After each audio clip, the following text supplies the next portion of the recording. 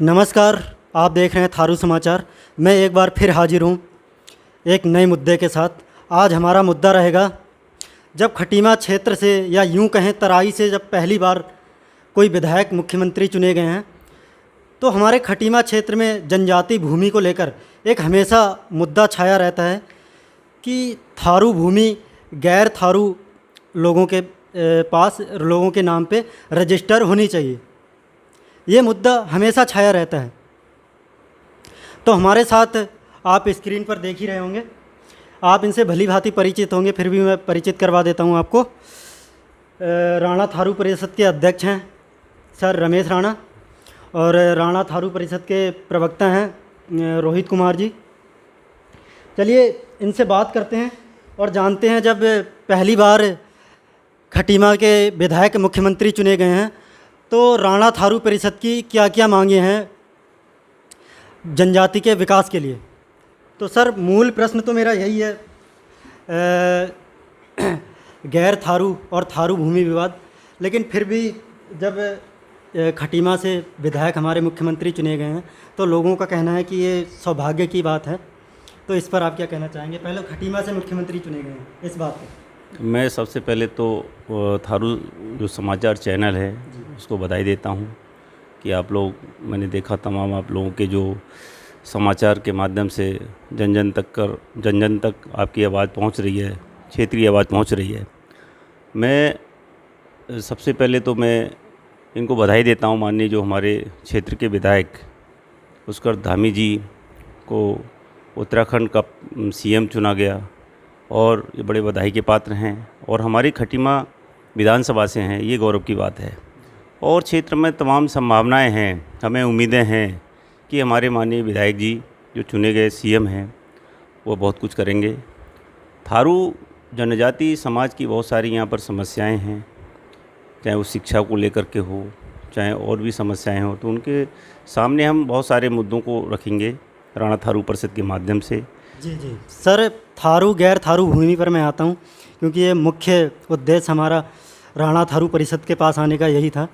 थारू और गैर थारू भूमि विवाद क्या ये सुलझ पाएगा जब खटीमा से मुख्यमंत्री चुन लिए गए हैं? तो ये थारू और गैर थारू जो भूमि विवाद लोग मनाते हैं, ये भूमि विवाद नहीं है, ये एक समस्या है। ये उस समस्या का समाधान कैसे हो?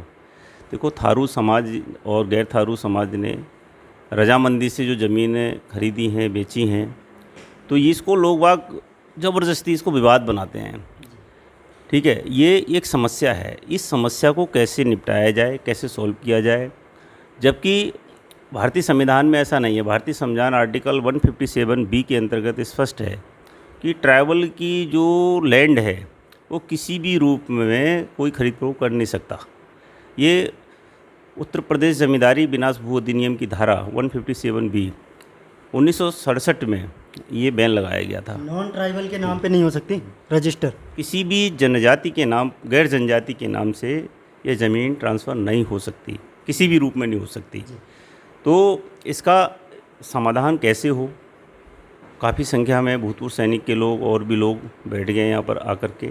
अब इसका कैसे समाधान होगा, इसमें सरकार इसमें चिंता करे, और इसको लोग बेफालतू, मतलब जब इलेक्शन का समय आता है तब इसको उठाया जाता है बड़े गंभीरता से, कि वोट बैंक के चक्कर में कि थारू और गैर थारू ज़मीन को भूमि विवाद बना करके लोग वोट मांगते हैं कि हम हल करा देंगे, हम करा देंगे। लेकिन मैं समझता हूँ इसको हल कराना बड़ा मुश्किल है, क्योंकि अगर ये पूरे आर्टिकल बदला जाएगा, भारतीय संविधान में वो बदला जाएगा आर्टिकल, तब ये समस्या के लिए संविधान संशोधन करना पड़ेगा। संविधान संशोधन करना पड़ेगा, तभी ये हो पाएगा, न तो बड़ा मुश्किल है।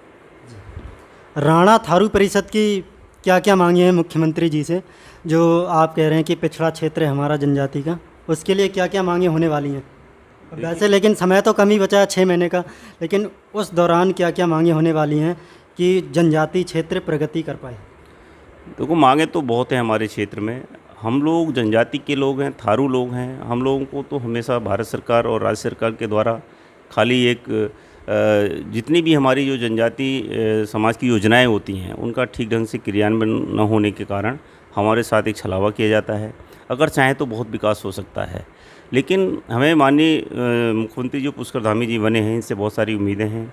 हम यहाँ पर डिमांड किए हैं कि भाई जनजाति बाहुल क्षेत्र है और हमारा यहाँ पर भूतपूर्व सैनिकों का क्षेत्र है और पिथौरागढ़ चंपावत से लगा हुआ, नेपाल सीमा से लगा हुआ क्षेत्र है।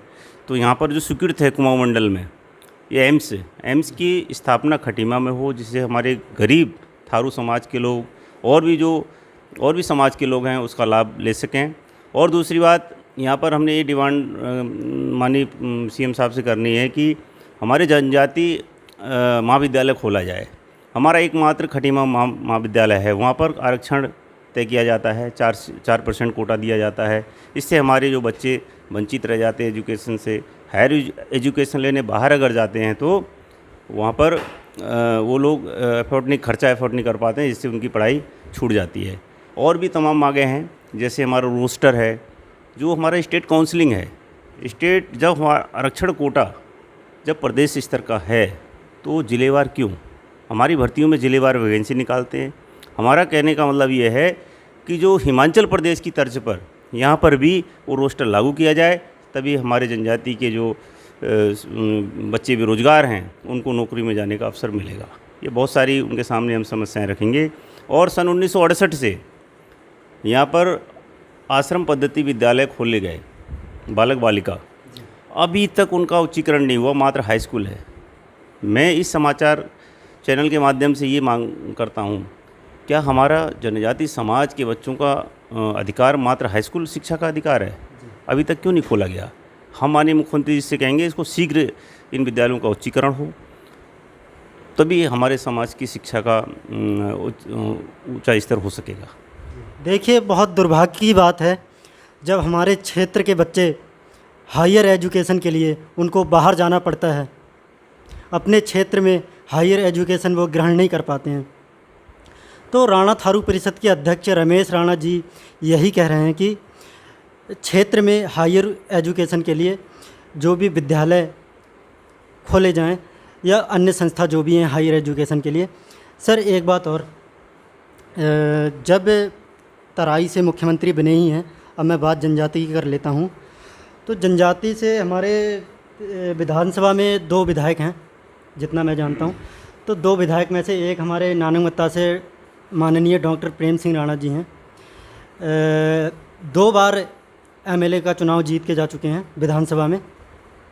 क्या इनको मंत्री पद नहीं मिलना चाहिए था?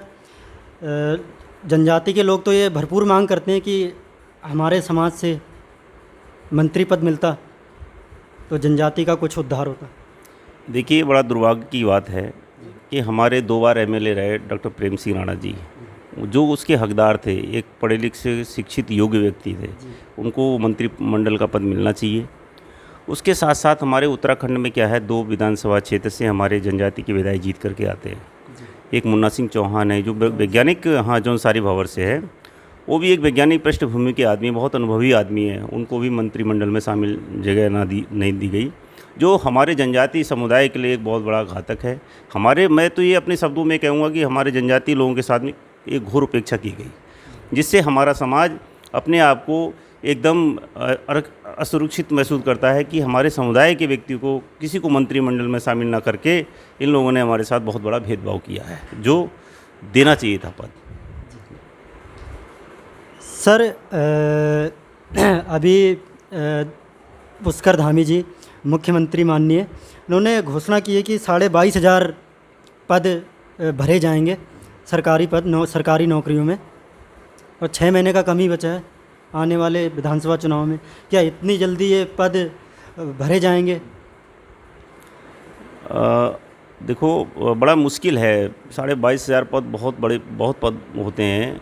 हमने तो मांग की थी माननीय मुख्यमंत्री जी से कि हमारे जो बैकलॉग के पद हैं, बैकलॉग पद पहले भर लो। बैकलॉग जितने भी डिपार्टमेंट में बैकलॉग पद हमारे खाली पड़े, बरसों से लंबित पड़े हैं, 10 से 11,000 कम से कम बैकलॉग पद होंगे, उनको आज तक नहीं भरा।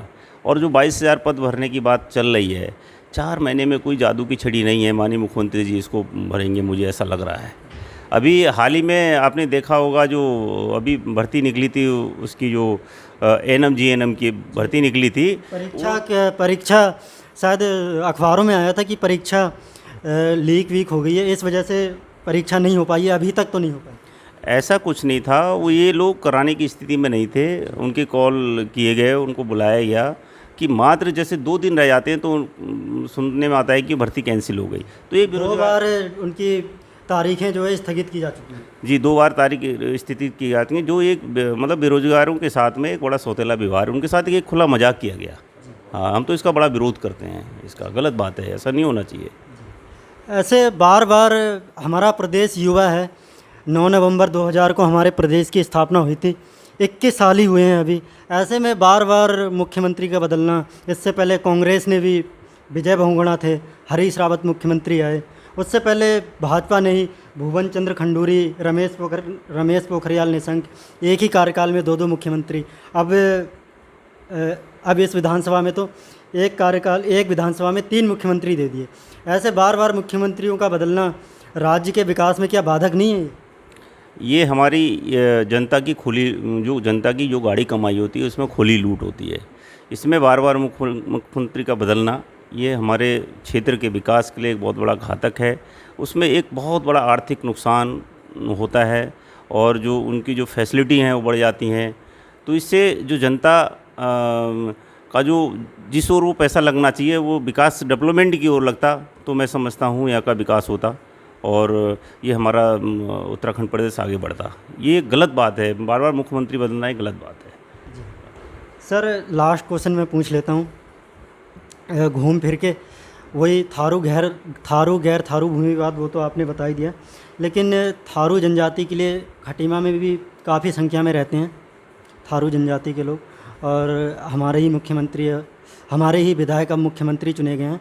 तो कोई ऐसी मांग आप राणा थारू परिषद हमारे चैनल के माध्यम पे रखना चाहेगा क्या? राणा थारू परिषद जी, हमारा ये एक्चुअल में जनजाति बाहुल क्षेत्र रहा है और माननीय मुख्यमंत्री जी से हमारी ये ज़बरदस्त मांग रहेगी कि आज तक हमारे कम्युनिटी से कोई भी प्रशासनिक सेवा में नहीं गया। तो माननीय मुख्यमंत्री से हम ये चाहते हैं कि यहाँ पर IAS PCS की कोचिंग की सेंटर व्यवस्था की जाए और उसके साथ साथ यहाँ पर एक बहुत हाईटेक लाइब्रेरी खुले, जिससे हमारे जो बच्चे हैं दिल्ली, देहरादून या बाहर जा कर के पढ़ाई ना करके यहीं पर उनको फैसिलिटी मिले। तभी हमारे समाज के जो बच्चे हैं, इस क्षेत्र के बच्चे हैं, उनका शैक्षणिक विकास होगा और तभी मतलब तरक्की हो पाएगी, तभी हमारे बच्चे कुछ कर पाएंगे। ये मेरी माननीय मुख्यमंत्री से मांग रहेगी।